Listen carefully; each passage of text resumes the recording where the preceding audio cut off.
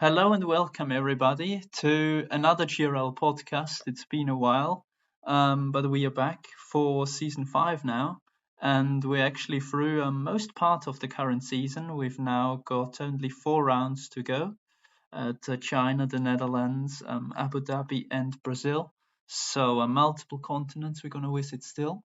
And yeah, we've got 4 divisions obviously this season, and a lot of stuff that has happened. I'll be able to review now with Alpine team owner and GRL admin Pat Bader. So as you can see, there have been some changes in the admin team as well.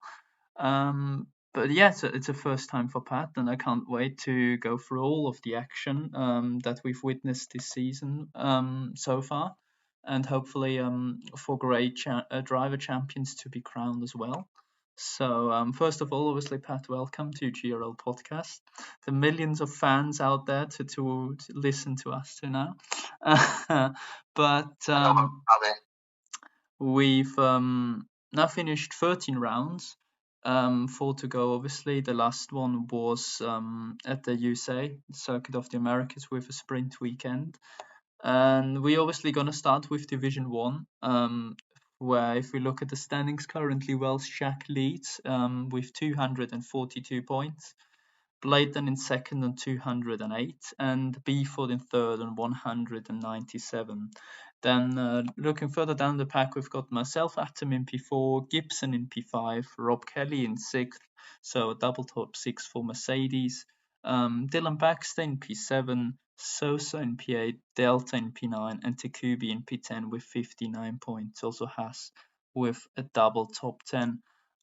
Looking at the championship, though, there is a massive gap between third and fourth, which is Beeford and myself.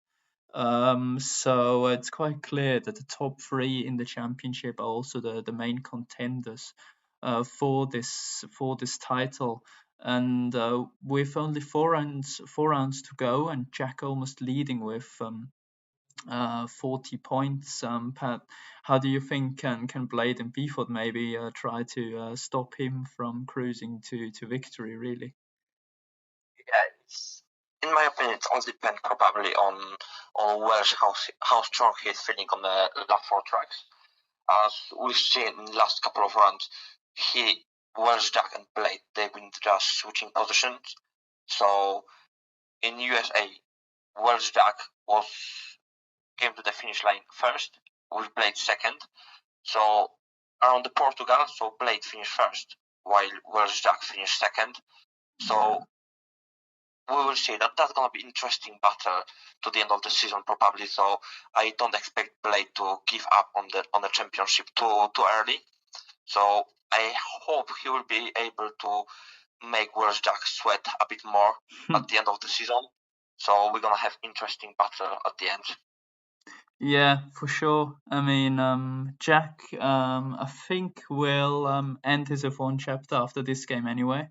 I mean, it's quite clear he's on PC. He knows the anti-cheat is coming, so obviously it's going to be his last F1 game, where he is in the top division. We all know that Jack the So cheater. not that explain why he's retiring. Yeah, exactly. So we all know that now. Jack is doing really well this season, to be fair.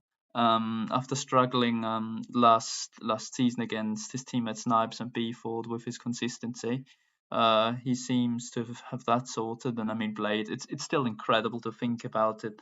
The man is doing his league races at 4:30 a.m.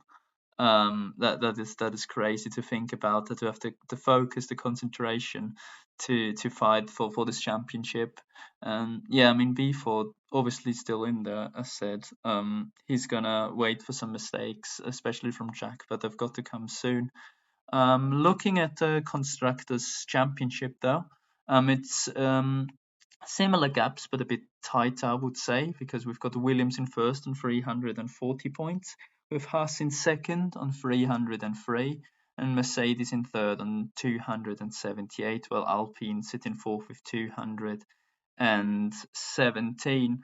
I mean, I think it could be a bit closer actually, because I remember Alpine when we had Dylan at the start of the season.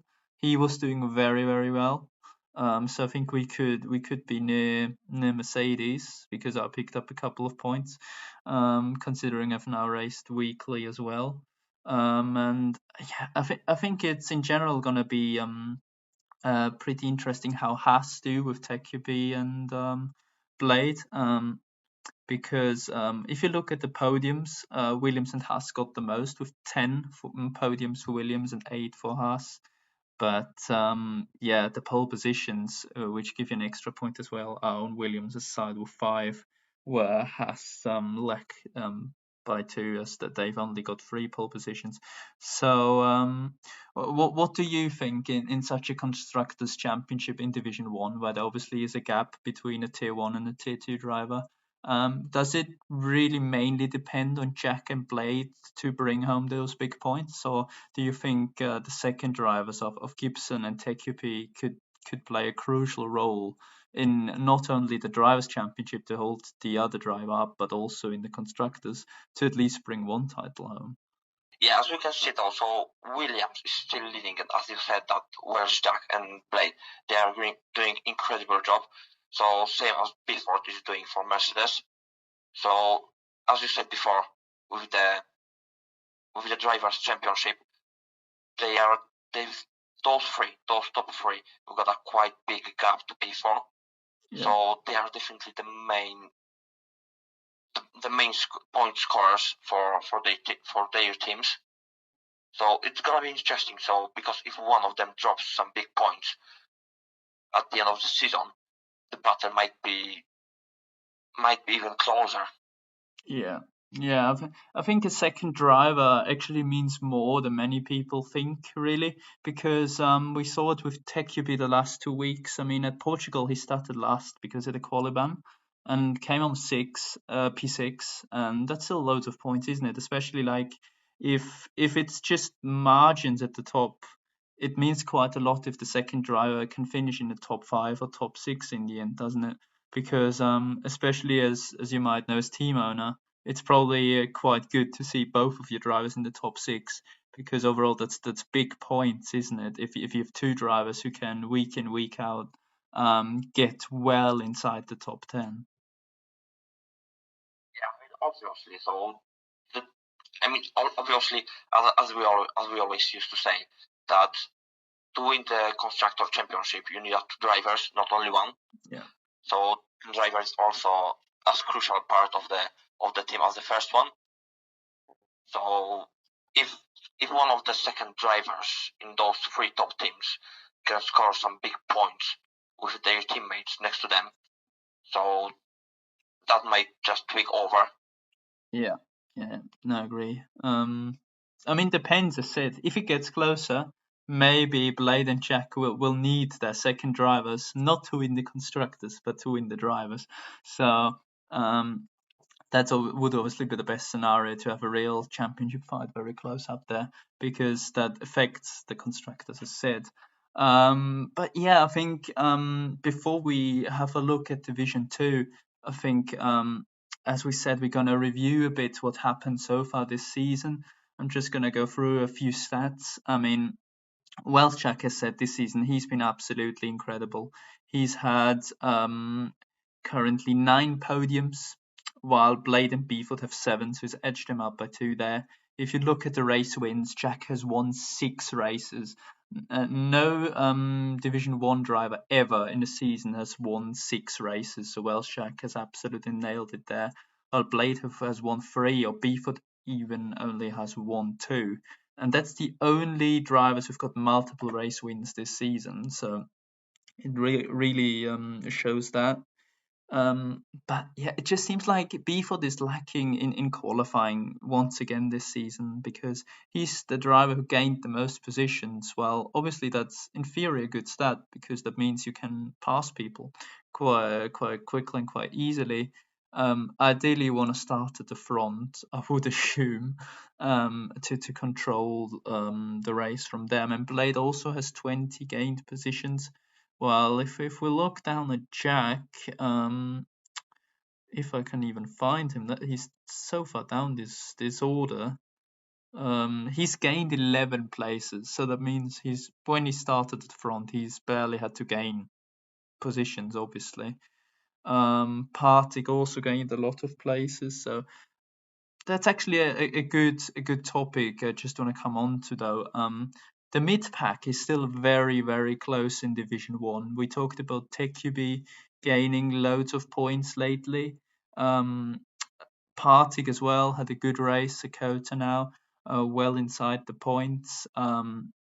We obviously have myself, Gibson, and Rob Kelly fighting it out for the best of the rest, really. Delta and Sosa scored at the start of the season, but now dropped back. But yeah, I mean, obviously for those drivers, as said, it's rather about best of the rest than a championship. But and we said as well that you need obviously two drivers to win a constructors championship.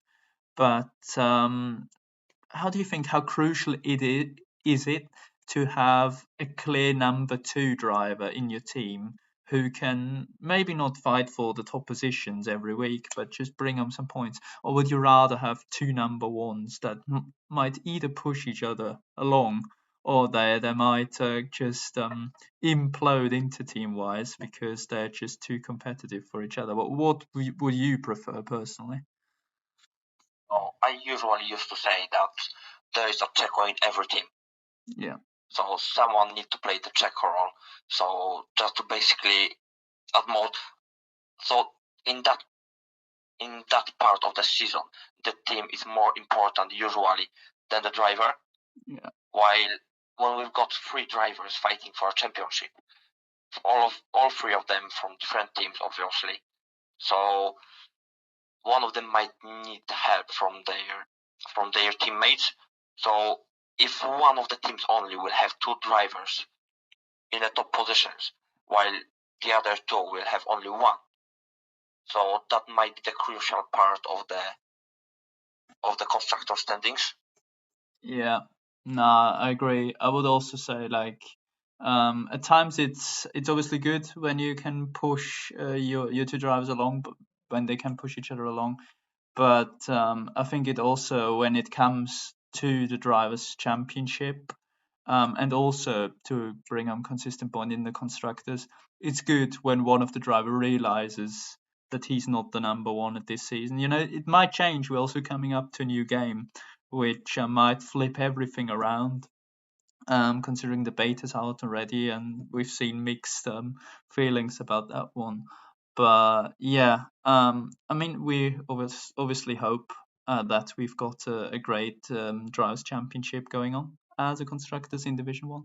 But I think the drivers championships are usually the ones that people prefer to watch because it's about individuals. But yeah, I mean, we'll have to see, won't we? And maybe we'll get another surprise winner from that midfield, which would obviously be good. New winners are always good for competition. So yeah, I would say that is Division 1 for now, and we have a look now at Division 2. Well, and Division Two, every season is a cracker, to be honest. There have been many promotions, as many people know, into Division Two. It's basically a completely newly formed division out of drivers who struggled in the last season or people who really performed well. And yeah, I would say just have a look at the Drivers' Championship. Currently, we've got Guyton Cass in P1 and 238 points for Alfa Romeo. Then we've got Boosted in second on 216 and Raven West on 184. So, of course, the defending Division 4 champion in third place. Then we've got Thomas in P4 with some Pikachu in P5, Wargasm in P6 after loads of Division 2 races he completed. In P7, we've got Sonic on 95 points, Parker in 8th, just 1 point behind him. Eric in P9 on 72 points, and Nebrestrom in 10th on 70 points. So, as you can see, compared to Division 1, no Williams in the top 10 here, as they sit in 11th and 13th. And also quickly having a look at the Constructors' Championship. Here we've got McLaren leading on 318 and Alfa Romeo on 298 points, while Mercedes sit in third on 250, and then it's a gap to Ferrari, Alpine, AlphaTauri, and so on. Well, first of all, I think as we just talked about Division 1, I think we can compare that. We can already see that there's been an improvement compared to last season, because the Constructors' Championship in Div 1 and Div 2 seem like they completely flipped. Williams is not really up there. Mercedes is still where they are in Division 1, kind of. They're in a good third place, but they're not quite there to challenge for title. Haas is completely at the bottom, but we've got McLaren and Alfa Romeo at the top.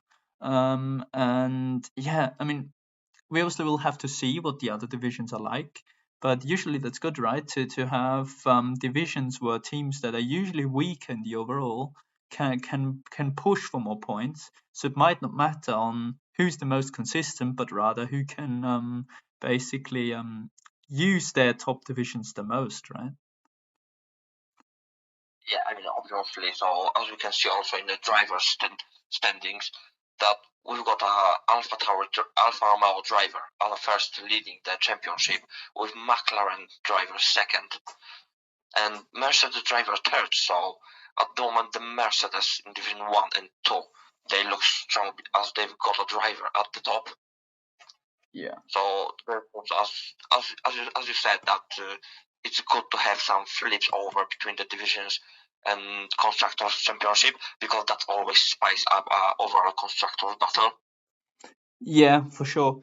And I don't think we have seen an Alfa Romeo anywhere near the top in Div 1, or a McLaren even.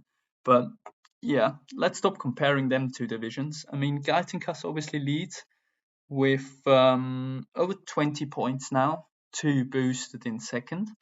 And he also has a gap to Raven West. But we know Raven West, he's so consistent lately. He's actually beaten Gaitenkass in every race bar one, I think the last 7 weeks. So it's really gaining back on the Rev Gaitenkass, because Raven West obviously missed 2 races while he was away in the UK, and boosted our Division 3 champion, now going for the Division 2 championship. I mean, you obviously haven't raced any of them, I think, yet. But looking at it and looking at the stats, I mean, can bring that up. Well, Gaitenka started this season with 3 podiums, and Raven West only got 3 points in Bahrain and then 11 points at Singapore and Japan. Then he missed 2, so he had a huge gap to Gaitenkas at the start. So he had to build his momentum back up, and Boosted has just had a classic boosted season, really. So some great races and then some absolute shockers. Who would your money be on right now, and why? Oh, I mean, it's good to point that if you look at the stats, that Raven West just gained 83 positions. So that is just showing how crucial for him is the race pace. So he's struggling in qualifying, what we can usually see at the end of the week. So, but then in the race, he's just brilliant. So he's just moving up the places, and as we've seen before, that usually he prefers to race in the wets. So if he can spot the rain in the last couple of races, I mean, that probably can bring him some big points. So Boosted looks with only 1 win, to be honest. So that only shows how consistent he is this season. So he's got 8 podiums, but only 1 win. So that is just showing that he's consistently up there on the podium, fighting for the top spots and bringing home the big points. So it's really tough to say, because the gap between P1 and P2 is only 20 points, while between P1 and P3 it's also only 50 points, just over 50 points.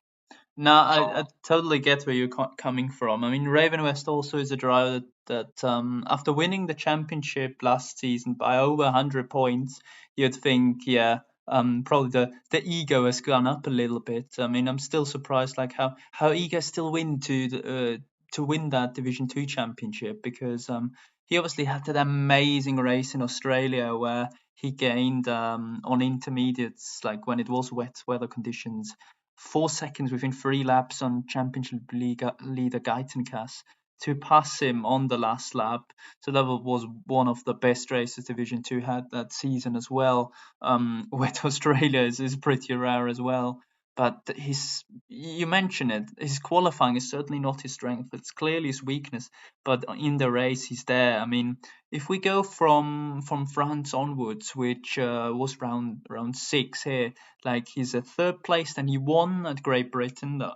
Then he's got two third places again of Hungary and Belgium, a win in Australia, as mentioned, a second and fourth and second place. So it's really in great form. Same for Boosted, really. I mean, he's had 112th place at Japan, and every other result he was in the top 6, which is ridiculous to think that he's not in the championship lead. But same for Gaitenkas, he's not finished out of the top 10 at any point.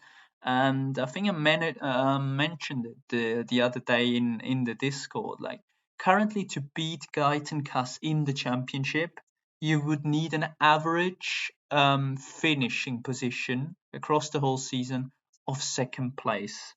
That really shows how strong Gaitenkas has been, hasn't he? And that despite he was only reserved last season in Division 3, the division where Boost was champion.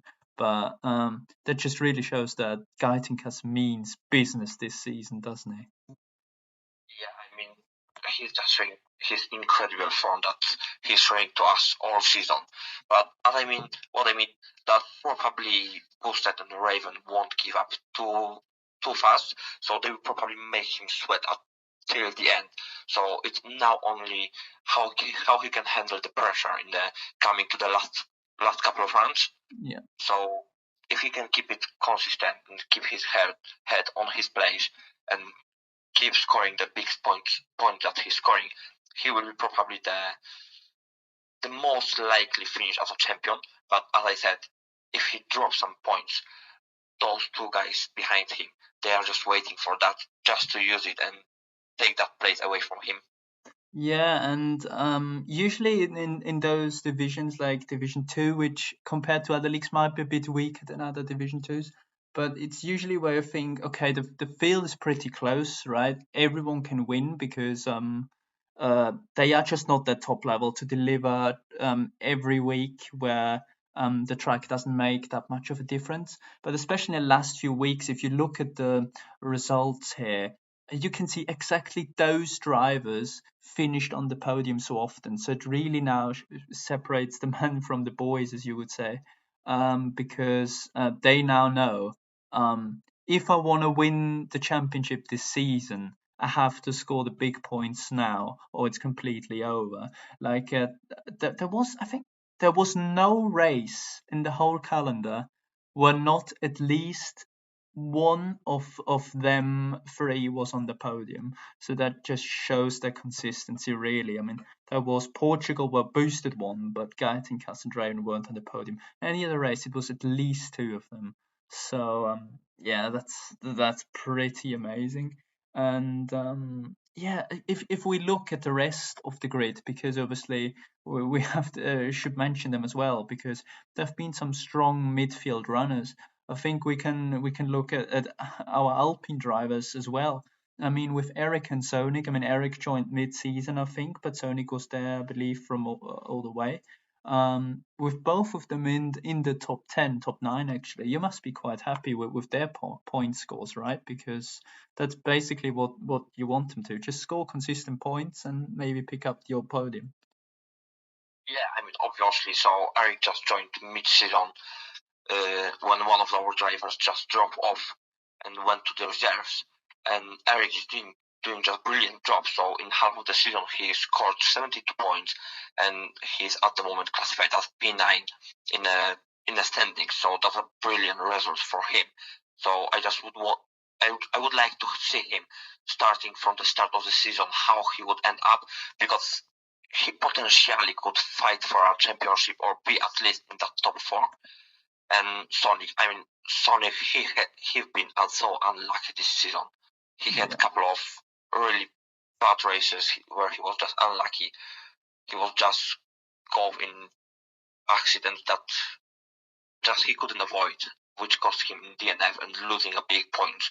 But he's also a really consistent driver, finishing the races and bringing I remember big points for the team. As you say it, with how unlucky Sonic has been, I only remember Australia, where he was literally on the straight, and Parker just decided, it's the time to be sideways now.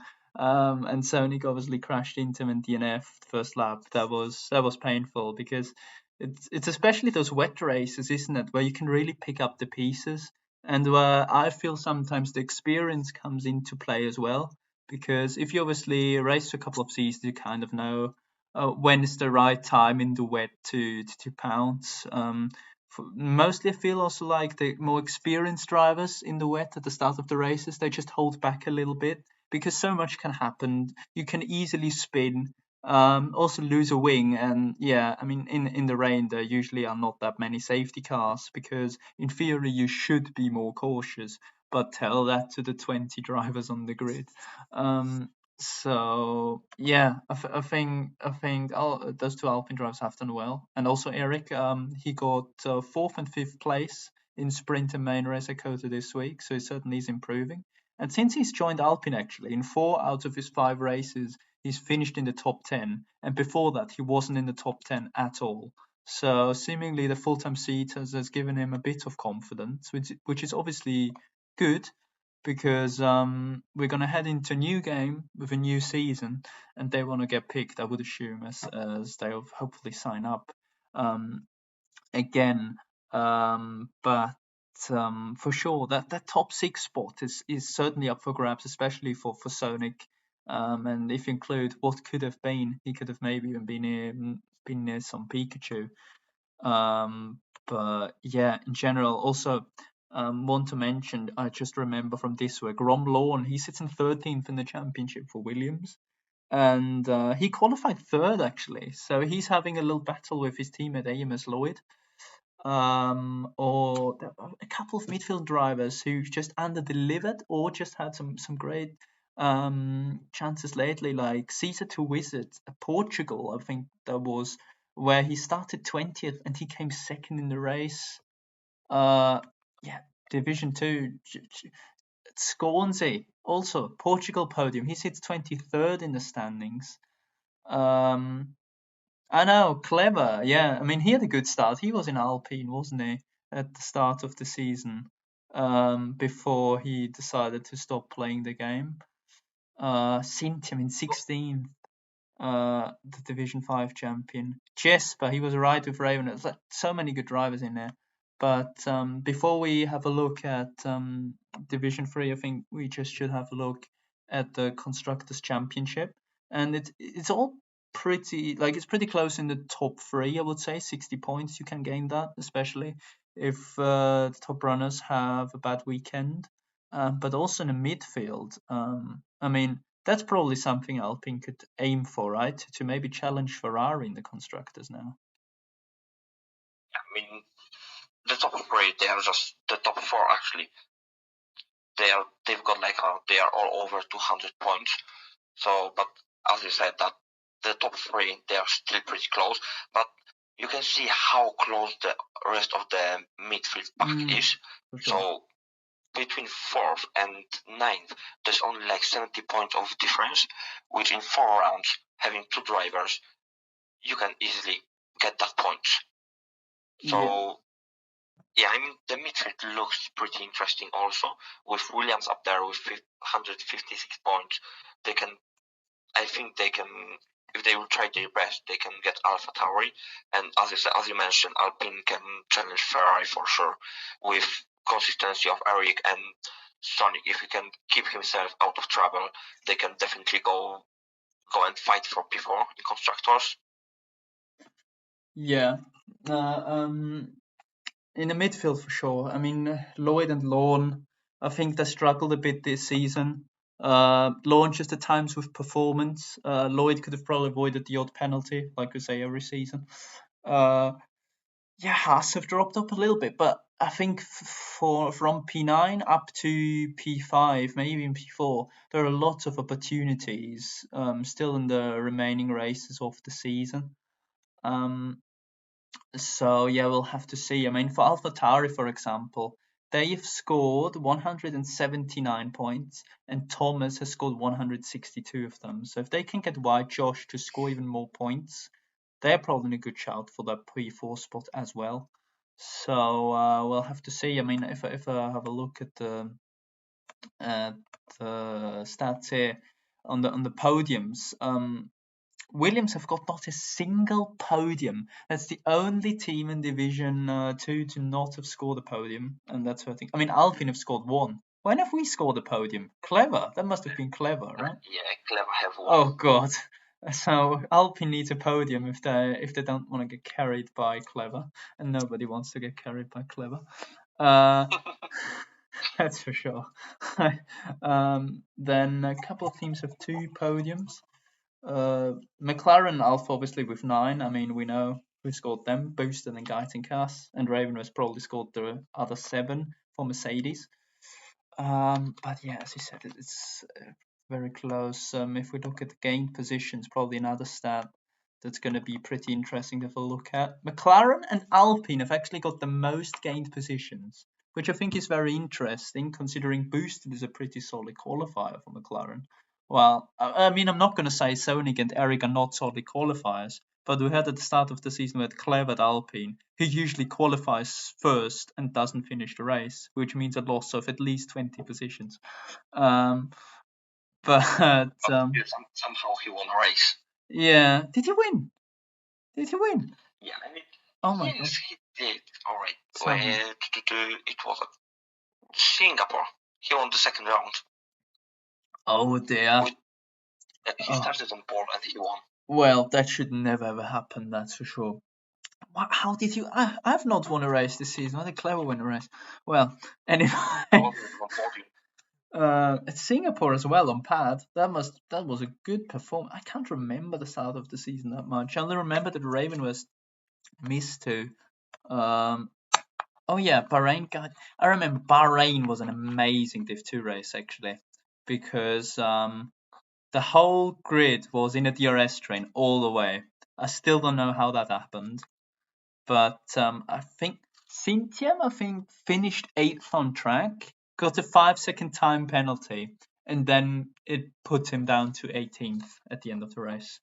So that was really painful because only the top 15 scored points. Yeah, what else? Raven West also 13th back then. So then Spain, your favorite track. Parker won something. Lloyd 4th. Yeah, that was Williams' chance to score a podium. They might do it, but I would rather put my money on Lloyd on the podium, because Lloyd is the one who's just out of nowhere scores a podium, where Lorne is somewhat consistent in his results. So I'm not saying Lloyd is not consistent. There's still a couple of races, so he's still got a chance to score a podium. Yeah, I mean, maybe with chaos they could get a 1-2. Let's be honest. So yeah, I mean, some Pikachu also, he's now 5th, I think. Yeah, 5th in the championship.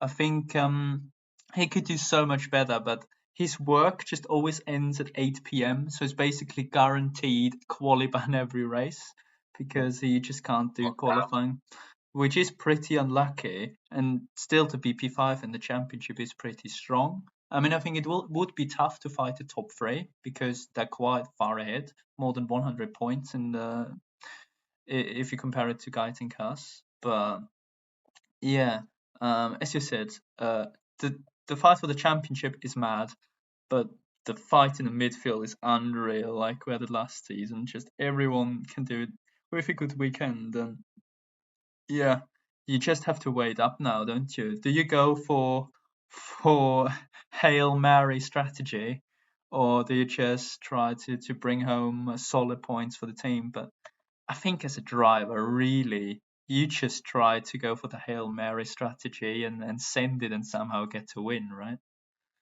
Yeah, definitely from the driver point of view, you just want to get yourself in the best position you can to score maximum point, to show everyone that you're a good driver, you're the best driver. So that's from the driver point of view. So I obviously got also a point of view of team owner, where I like both of my drivers to just score solid points, keep themselves out of troubles, avoid any penalties, so they can bring home as many points as possible for our team.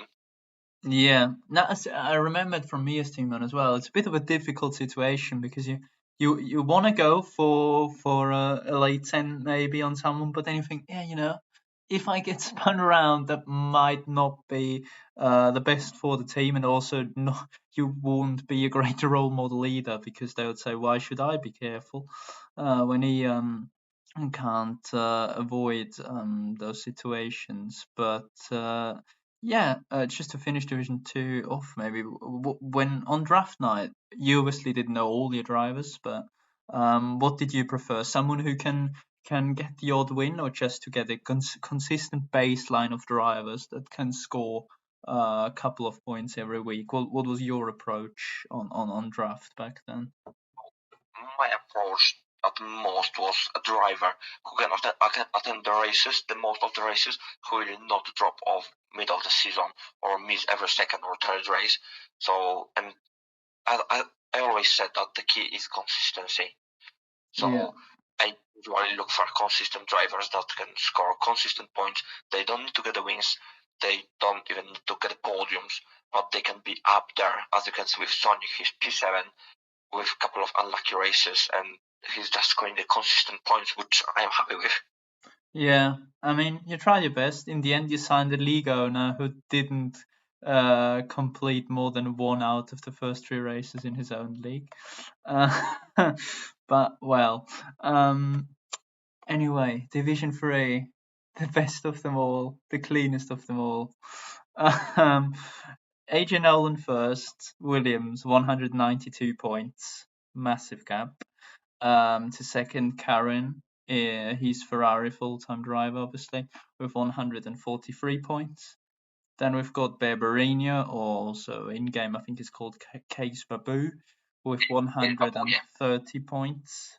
Then still Wargasm, who got promoted, couldn't deal with the competition. Well, unlucky. Hayes in P5 on 106 points. Then we've got Tearcut in P6. I realized the other day that he's in the top 6. Macken 7th with 92 points. Koi in P8. Stone Shuffle still in 9th. And Bob in 10th. So double top pass kind of in the top 10. Just 1 point ahead of Frog and KD Jack. Yeah, I mean, first of all, I think we have to talk about AJ Nolan. I mean, wow, we thought we made the competition very, very close when Wargasm got promoted, but AJ Nolan just took some tips from Wargasm and decided to take off, didn't he? Yeah, he dropped all his stamps from the pocket because he just started his rocket and he just flew out the front, and no one actually was able to catch him until actually Caron Wynn started attending the races in the mid-season. So Caron Wynn, he actually raced last 6 races only, and he still was able to get up to P2 and close that gap massively down to 50 points, which is just incredible. Yeah, I mean, his third place this week was his worst season result. He's finished on the 100% podium streak, which is quite impressive. But it's good, right? So AJ can't fully lean back. That's not too bad. But also, Barbarino won a race, didn't he, at Portugal? I remember because of Karen's pen, I think. While AJ Nolan just decided to go into the gravel with you. Yeah, I mean, we had a moment with Nolan. We both ended up on the gravel, so I can't say no. I heard Casey Babu a bit, so you're welcome. You are an admin. You have to make the championship more closer, right? So you've just Obviously, decided to put the no. AJ in the gravel, because your Yes, sorry, Nolan. your own championship hopes are a bit minor, I think. I mean, from the first race of the season, when I was fighting for P15 in Bahrain, I just knew that it's not gonna be my season. It will be a tough season for me. So, and it is how it is. So, the first part of the season, I was actually struggling to finish the races. So, lack of consistency. I was just trying to push and push for the better position, and Yeah, at the end, I was just ending up in the wall like a clever style. of course. Yeah, true. Yeah, It was probably that bad, and that's when you really question yourself. No, no. I mean, you're only what 38 points off P6. I mean, 38 points might sound a lot, but if anything is possible, then to climb up the ranks in Division 3, because I remember mid-season, it was pretty much a disaster, because there was so many fights going on, like really hard fights, and sometimes drivers overshooting the limit, which has been fixed lately, and you yourself at least have been able to put in some solid results, and you've got Hayes now as teammate, and she's certainly having a great time right now. yeah. I mean, since she signed up for Alpine, she's doing incredible job. So I will be honest, she carried me through the season as Frog did before. So I accepted to be Checo this season. I'm trying to help at my best, just bring some points home, and yeah, I can't complain on my teammates this season. Yeah, nah, Frog was also very strong, obviously, just decided to take a break to hopefully challenge for the title next season. I mean, certainly interesting. Also, Koyi, I remember, he's in P8 of the championship. He won a race. Maka, I mean, I still don't know how Maka has screwed Australia up when he was basically leading for almost a whole pit stop, got the virtual safety car, and then when he exited the pit lane, got a drive-through penalty. That was heartbreak to watch. I mean, it wasn't that bad when you were driving for Alpine and you saw Marquez in a Red Bull, but it's still painful to see, because that's basically what gifted AJ the win. But yeah, as said previously, I mean, AJ probably deserves the title this season, and unless Karen can continue his podium streak, or AJ will struggle to get the last few good races, it will be difficult to stop him. While you have to say though, probably, when you look at the constructors' championship, you're right. You need two drivers to consistently score points, because that's currently why Williams is not leading the Constructors' Championship, because H has literally got he's all by himself to win the Constructors, while you pick up a few points every week, and Hayes is obviously on the podium as well now. So at least for the Constructors, it seems you're doing enough, right? Yeah, I mean, I'm happy, as I said, that I'm trying to play a team game. I'm looking now on my races more like a team owner. So I'm just trying to bring some points home, avoid the penalties, avoid the chaos, and gain some positions on the spinners ahead, and just keep going and keep scoring the points while Hayes is doing most of the job. But still, without my 60 points, which I scored, and I'm so proud of them, we would be sitting around P4, P5, so pretty much Yeah. mid-pack. So thanks to that, thanks to having two drivers attending every race, scoring points, we are currently leading the Constructors' Championship in Division 3. Can't can't imagine the scenes when Alpine wins this constructors championship at the end by 59 points. You can say my 60 points made the difference. That's I will post it. but yeah, I mean, you obviously have raced the whole season in Division 3, and not all of the races have been broadcasted, but we've gotten a couple of names already. But is there any driver in this division who you think is a bit under the radar, undeservedly?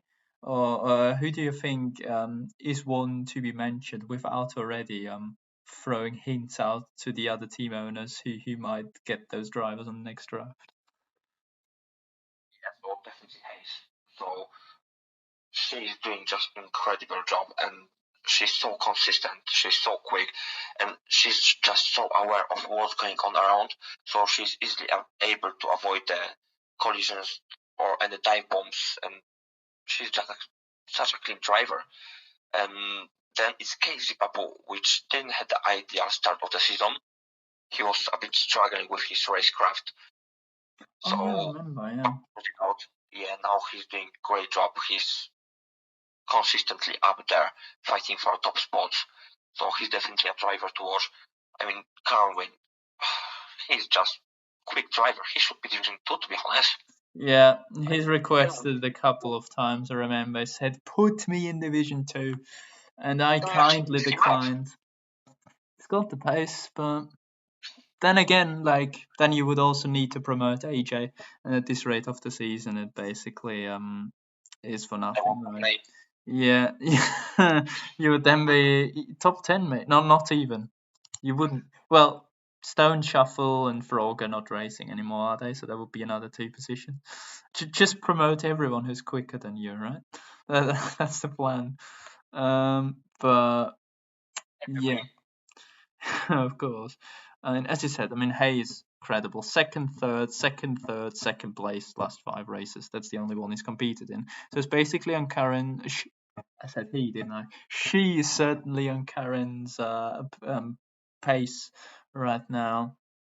But yeah, so will be interesting. Maybe we can get Stone Shuffle and Frog back to race, because I think if you ignore AJ maybe or and Karen, the top could be even tighter, which would obviously be great, because I think also someone who many people have forgotten that he is really still racing is Maka. I mean, he won Division 5 in Season 3.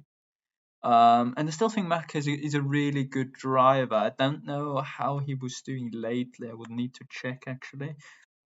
So, oh yeah, he hasn't competed last week because his F1 game wasn't working, and yeah, it's in the game. Yeah, and he retired, I think, at Kota. So, bit unlucky for him. But I think he's one who can do it. He's won a race. He's won at Hungary. Australia 4th still with a drive-through is quite impressive. Yes, Maka is another driver that he's been unlucky last couple of weeks. So as we mentioned, this week he retired, so he actually got kicked out from the session. I sent him the invite back, but he wasn't able to take the control of the car. It was showing that his car in AI mode, so that's why he just retired. So really unlucky for him. And last week again, so he had the game issue. Thank you, EA. And he just didn't compete, because with those 2 races competing, I think Maka would be up the top. And it's good to mention that Maka joined us from Silverstone. Yeah, mid-season, yeah. Yeah. So, but I mean, if we are talking about the drivers, so Jay Godzilla from McLaren, he is definitely a driver one to watch. So if someone can work with him over his consistency, he's a really, really quick driver. Yeah, I mentioned him. I didn't know he was that high up the order. I looked like 15, 14, was like surely somewhere down there. The McLaren was like, I can find one, but where's the other one? But then I look up and see, oh, he's in P6. So I didn't realize he actually scored almost 100 points. Yeah, but as you said, I would agree. Mac and Tekot might be a good duo come next season if the division has the same pace, because I think Maka would be the type of number 1 driver, especially if he has a bit of luck on his side. Well, Tekot, I think, could deal with being a slight of number 2 driver, because it's not so much focus on him. He can kind of develop a little bit. And be a little bit off the shadow. And you never know. Sometimes the two drivers, because of less pressure, they can outscore the tier 1 drivers. But yeah, actually talking about number 1, number 2 drivers again. let's have a look at the constructors once more. We obviously mentioned Alpine ahead of Williams. Red Bull have completely dropped since Walkerson's gone. But still in the midfield, it's very close, isn't it? Aston Martin 194, AlphaTauri 181, Mercedes 175, Haas 171, McLaren 160, and I think you could probably put Ferrari in there with 147 because they've got something many teams don't have, and that's called Caroline. So that's still going to be a close battle for P4 probably in the constructors. What do you think? I mean, the last 4 races with Caron win just up there, and obviously I Nolan, and we also got a couple of interesting drivers in the reserve, which they can also make the pack in the constructors a bit mixed. So I'm not saying that Ferrari will not promote themselves, as Caron will make sure that he score enough points to get them promoted a couple of positions. So McLaren, if they can get their drivers racing every week, I think they can also score a solid points. Yeah, so the midfield is so close. So there, I mean, every retirement and any DNF or any top 5 finishes can actually mix the pack by a couple of positions. Yeah, I mean, like McLaren, I think they were high up, but because next to Takeout, I think the second driver is Jamie O'Connor or whatever his gamer tag is now, who didn't attend the last 2 races, but we had a reserve like Juice, I think, this week. Yes. I rate him highly, to be honest, because he was in Aston, I think, at Portugal, and is also fourth there. I think the Juice is, I think it's Tesco Basket or something, which is a great Discord name. In Discord, I think he's pretty solid as a reserve. So if someone needs to drive the last 2 races, he might be a good shout. But also, I didn't expect Mercedes to be that far down in the midfield personally, because they've got Barbarina, obviously, who's third in the championship, but apparently not got a great number 2. I mean, Jack, I think KD Jack is his teammate, who has been who didn't attend the last couple of races, so that made Mercedes in such a difficult position. So with only one driver scoring the points, and we know how it is with reserves, so you can't rely on them.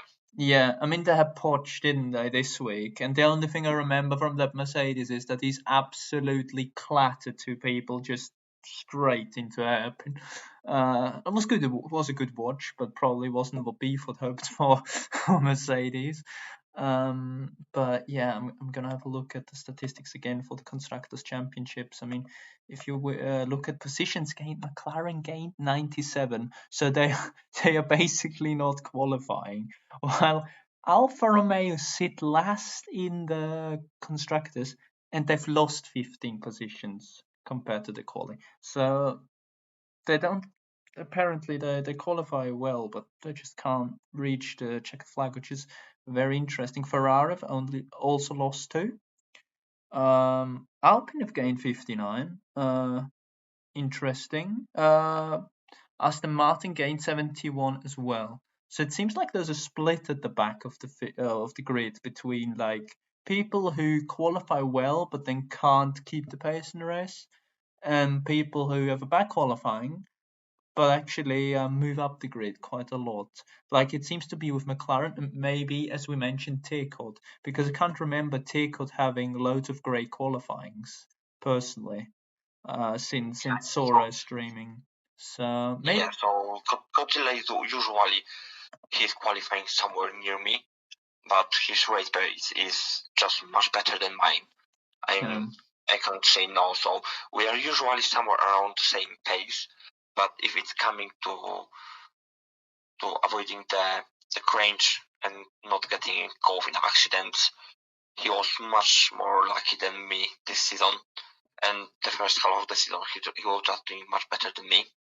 Yeah, okay. One more driver before we have a look at Division 4 I want to talk about though is Bob. He's 10th in the championship for Haas. I remember everyone said Bob's going to win the championship. I mean, Bob is sadly 130 points away from the championship lead, so not quite. But I'm happy that I'm not the only one who messes up the season predictions. So they've got Bob, and I don't quite know who their second driver is right now, to be honest. I think they switched, didn't they? Because they had Eamon, and now it's Tillman, I believe. So they've just switched last week. Yeah, I mean, maybe also one of the season for Haas, isn't it? Where it's difficult because you've got Bob since the start of the season. He's solid. Top 10 is what you can expect probably from a driver who's not on best form. And then just the second driver who usually is not available, then you have to replace them, go for a driver you don't know, then maybe he's not turning up as well. That's just the difficulty, isn't it, as a team owner, to then, when someone just stops playing during the season, to find a proper replacement that can push you up the order. Yeah, usually some of those reserves, they are just recently joiners to the leagues. They are new to the league, so you can't really know if they will participate on a regular basis or if they just don't drop after a couple of races. So it's really difficult when you are losing one of the drivers that you know he was there every week and he was scoring the points he was racing. At least he was racing and scoring some points. So it is really hard. So, and that is Division 3 is just showing that how important it is to have two drivers attending every race and scoring the points. Yeah, no, for sure. And that's obviously why Alpine is leading, because Hayes on his own would never, The second driver is the key element. Yeah, I mean, Hayes is on fire, so. But yeah, now let's top it off with a bit of Division 4 carnage. So, Brown Spuns leads the championship with 187 points for Mercedes. So Mercedes on at the top for the first time, with Mason Roth in the Red Bull in second and 162. Quick Mick then in 135, 2 points ahead of Erna, who then is only 3 points ahead of Flasher. Then we've got J Street on 126 points, Stubbsy in P7 on 108. Then we've got Mike Reed, everyone's enemy, Esteban Vettel in P9, and Nuki Boy in P10. Division, I hope I said Division 4. I think I said Division 7, but we move.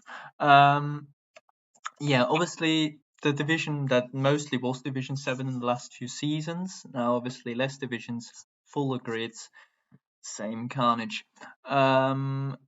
Seems like Brown Spence has got a good season. I mean, he's given it a shout, I remember, in season 4, but now it certainly worked.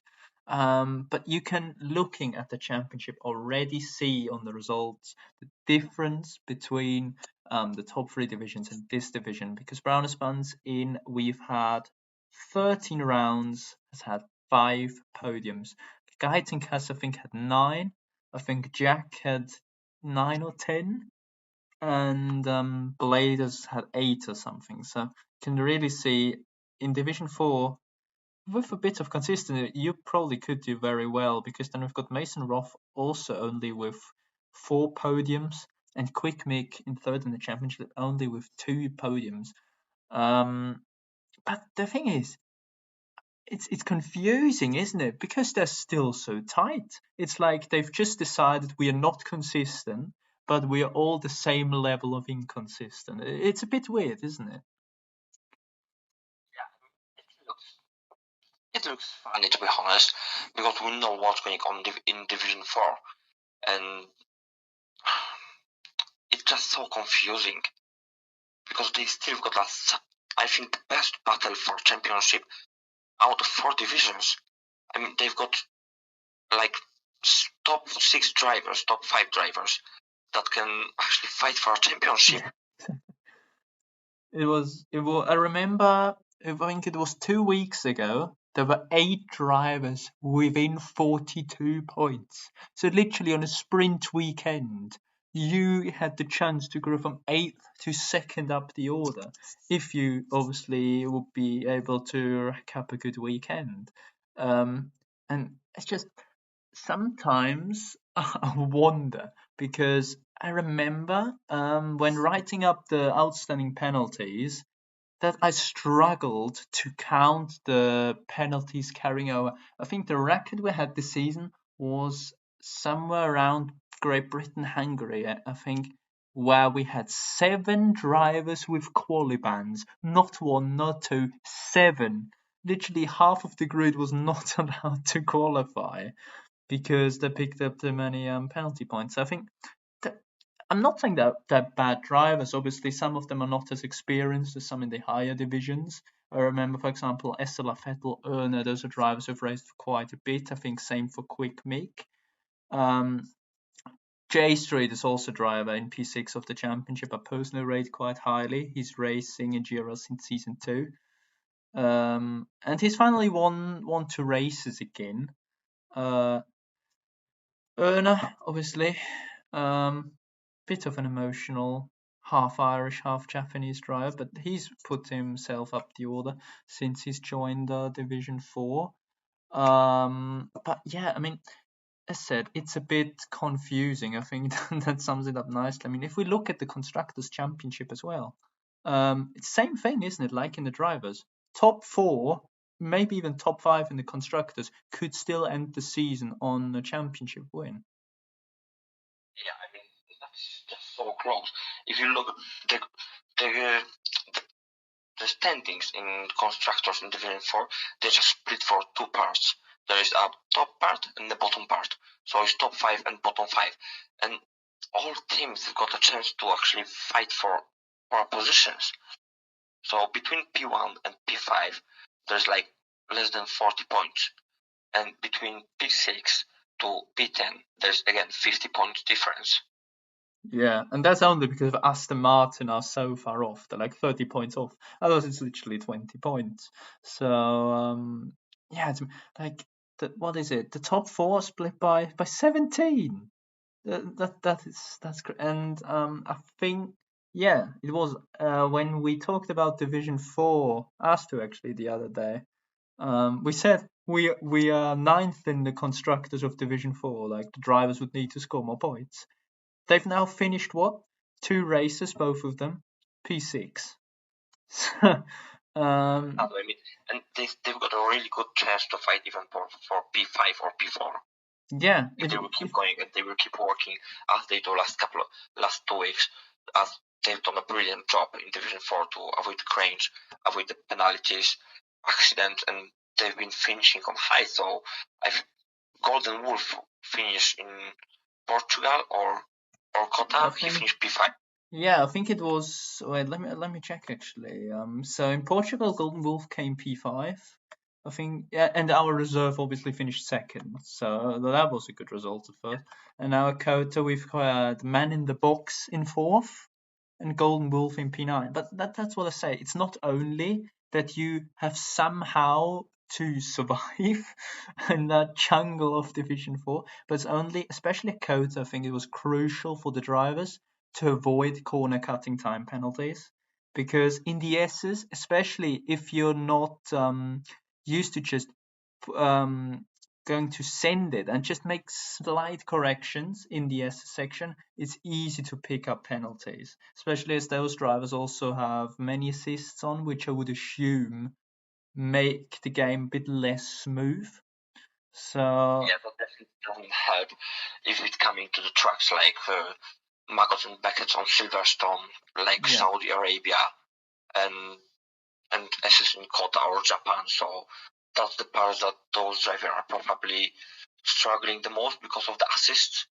Yeah, so I also remember when doing those expected pole times on the driver briefing as well, that Division 1, 2, 3, that the corner times are close. Like if a Division 3 driver really puts in a very, very strong lap, he's still going to be in the upper midfield of the Division 2 times that day. But the bottom division quali times are always way, way slower. Like usually you have the Division 1 pole time, then the Division 2 pole time is going to be 3/10 slower. then compared to Division 2 pole time, the Division 3 pole time will be 3 tenths slower again, at maximum 4. And then you've got the Division 4 pole time as of now, which is then about 7 tenths slower. So the gap is massive. So in Division 4, now I would say if you improve on the game, maybe turn some assists off, and really improve as a driver, I think you can make a massive jump to move up the order. So if someone can make that step in the last few rounds, or of course the next few weeks before the new game, I think they are gonna score big points for their team. And Aston had that this week, didn't they? They had Freezy. He won the sprint and won the race, and that's what Aston needed now, as they are basically last in the constructors' championship. But Yeah, so yeah, so go as on. we, as we are saying that as we are saying that Division 4 that there's a lot of cringe and stuff, that kind of stuff, they are racing with the assists. So it's probably good to mention that most of them probably are just working and they are not practicing. They are just turning up on Mondays just to relax and have fun on the game with other people. So they're just not putting as much effort into the game as probably Division 2 or Division 1 drivers, or even some of Division 3 drivers. So that's why probably from there is probably also coming that lack of awareness that Yeah, no, for what sure. I going on mean, around them. sometimes I would say So they've maybe around 10 days on the game, I would assume. Well, Division 1 drivers, I know a couple of them, they've just got 40 days on the game. So they were really putting in. And I think at some point you obviously need to put in the practice to really improve. But then again, there is a point where you play the game in a way, and that's it. Like it's not really the practice to improve in the game, it's rather the get used to everything again.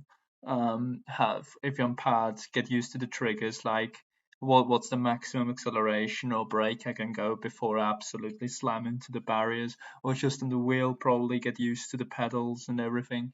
So it's just more of a get into your comfort zone rather than how does the game work again. But I just wanted to have a look at a few of the characters in Division 4, because if we look at race wins here, um, nobody has won more than 2 races, which is very interesting because the championship leader, Browns the Buns, who now leads with 25 points, has only won a single race. So, first of all, seems to be Mercedes' thing to not win more than one race this season, as we've seen with Raven West in Division 2. Flasher, for example, he's still in the championship fight. He's won not a single one. Also, Mike Reed has not won a single one, but we've had people like Nuki Boy win, Stubbsy, then Daniel Jack won too, who got promoted, obviously. But also J Street and Erna won too. So, yeah, if those drivers can get the consistency going, I would say that would certainly be something they would profit from. And if we compare it on the Teams Championship, Alpine have actually got a race win. Interestingly, I, I would wonder who that is from. Probably Daniel Jack. Yeah, Daniel Jack. That must have been a Great Britain. So while AlphaTauri and Ferrari have not got a single race win, but yeah, what's your opinion on it? Like if you win Division 4 right now, S, if you were Brown Spans, as said, he's leading by more than 20 points. Do you think going into the next game, a couple of Division 4 drivers could be, if I push a little bit more in the game, maybe I can get up a division, which there might be better standards and they can actually feel more like a racing driver? Or do you think they're just in the comfort zone right now, like they know that's currently the state and they'll just to try and slowly keep improving, if anything? there's definitely a couple of drivers to watch. If we are looking at pace wise, like Ernach, he tends to be quite quick. To be honest, he can be quick if he puts some practice in, and he would work a bit over and put some more hours into the game. He would definitely be able to compete in Division 3, in my opinion. So there's also J Street, which, in my opinion, he's a quick driver.